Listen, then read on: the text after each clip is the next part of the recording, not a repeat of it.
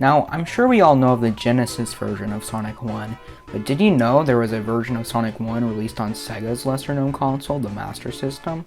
Now, when I tell you this, you might think this is just a shitty port of the original, and I think you'd be wrong. I'd even argue that it's better than the original. Now, before we get to the review, we need to talk about the differences this game has from the original. First off are the sprites. Are you looking at this? Now, the sprites in this game are pretty different. They're in 8-bit since the Master System was an 8-bit console. Second, the enemies are really small for some reason. I assume this was done to reduce lag.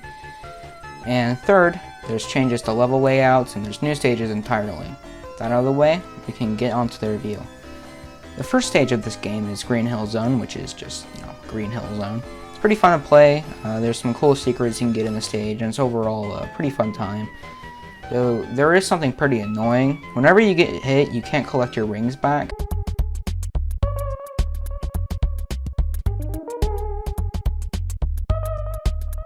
This can get pretty piss annoying, especially in certain Chaos Emerald locations. Like, look at that spike pit. How the fuck do you expect me to get that? However, it's usually never a problem, though it's annoying nonetheless. Now, before we get to the next stage, I thought I would share a fun fact. Did you know that this was the first game to introduce the Spin Dash?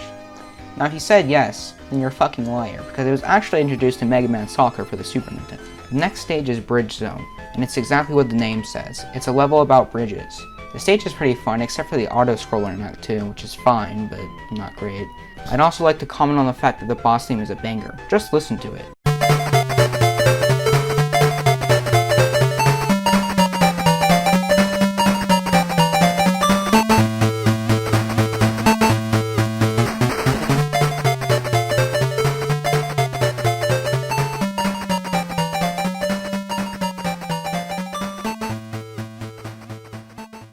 The third stage is Jungle Zone. Now, this stage is pretty good until you get to the waterfall segment.